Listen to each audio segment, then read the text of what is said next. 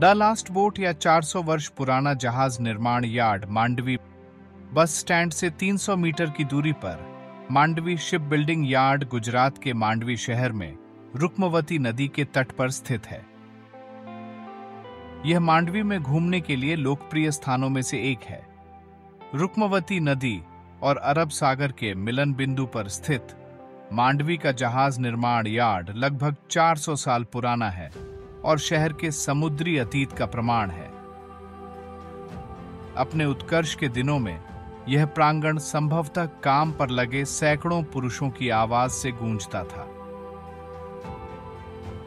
18वीं शताब्दी में जहाज निर्माण यार्ड इस हद तक विकसित हो गया था कि 400 जहाजों को लंगर डाला जा सके और उनकी मरम्मत की जा सके। इस समय तक मांडवी जहाज इंग्लैंड तक जा रहे थे। जैसे जैसे जहाज बड़े और अधिक आधुनिक होते गए, मांडवी धीरे धीरे प्रमुखता से फीकी पड़ गई। आजकल ये खाड़ी देशों की छोटी दूरी की यात्रा के लिए नावें बनाते हैं और मछली पकड़ने वाली नावें भी बनाते हैं। समुद्र में जाने वाले ये जहाज, जिन्हें कोटिया के नाम से जाना जाता है, लगभग पूरी तरह से हाथ से बनाए जाते हैं और हाल के दिनों में ही बोल्ट लगाने के लिए इलेक्ट्रिक ड्रिल जैसे उपकरण उपयोग में आने लगे हैं। नावें गुजरात और अन्य राज्यों से मंगाई गई मजबूत साल की लकड़ी से बनाई जाती है। निर्माण नीचे से शुरू होता है। नाव के आकार को सहारा देने के लिए एक फ्रेम से शुरू होता है। एक एक करके लकड़ी के बड़े तख्तों को आग पर आवश्यक आकार में मोड़ा जाता है और बड़े नट और बोल्ट के साथ एक साथ फिट किया जाता है। एक औसत नाव जो लगभग 50 फीट ऊंची और 200 फीट से अधिक लंबी होती है और 50 से 1000 टन माल ले जाती है, उसे बनने में 9 महीने से 1 साल तक का समय लग सकता है। आज जहाज निर्माण की परंपरा छोटे पैमाने पर जारी है, क्योंकि खारवा समुदाय के विशेषज्ञ कारीगर लकड़ी के बड़े जहाजों को पूरी तरह से हाथ से बनाते हैं। मध्यकाल में गुजरात के कच्छ जिले में मांडवी एक संपन्न बंदरगाह था।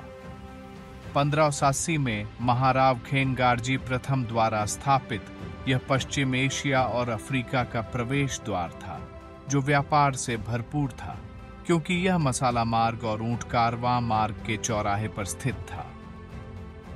जैसे जैसे समुद्री व्यापार बढ़ता गया, वे अपने स्वयं के जहाज बनाने में माहिर हो गए। आज लगभग 400 साल पुरानी यह परंपरा और शिल्प अभी भी कायम है। ढोव पूरी तरह से लकड़ी के बने होते हैं।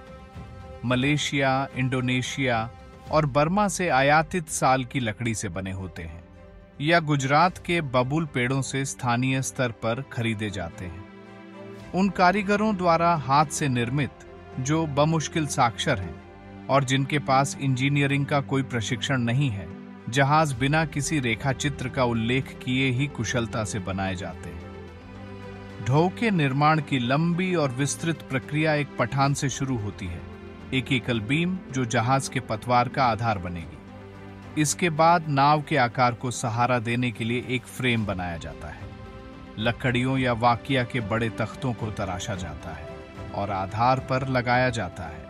जैसे जैसे शरीर के लंबे मोड़ उभरते हैं, पटिया की आखिरी परत, जो नाव की बाहरी त्वचा बनाती है, फिट की जाती है।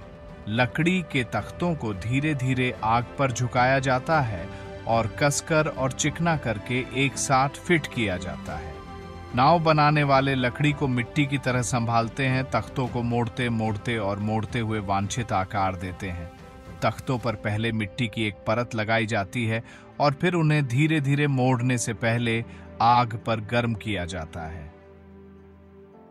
एक बार जब तख्तों को सैकड़ों नट और बोल्ट के साथ फिट कर दिया जाता है, तो जहाज को जलरोधक बनाने के लिए बीच के अंतराल को मछली के तेल में डुबोए गए कपास से बने सीलेंट से भर दिया जाता है।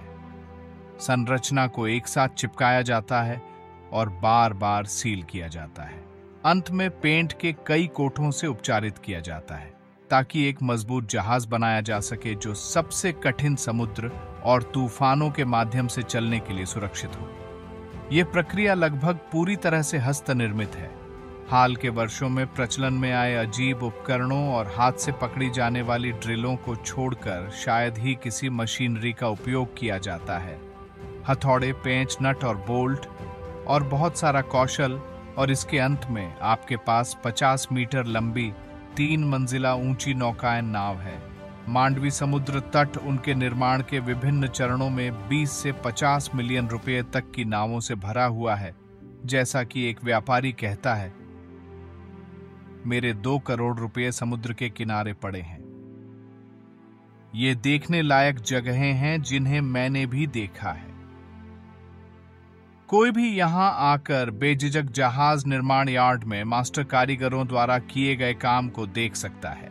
यदि आपने कभी हस्तनिर्मित नौकाओं को बनते नहीं देखा है, तो ये आपको वास्तव में शिल्प कौशल की सराहना करने पर मजबूर कर देगा, क्योंकि यह प्रक्रिया लंबी और विस्तृत है और घटिया कारीगरी का मतलब नाविकों के जीवन को जोखिम में डालना है।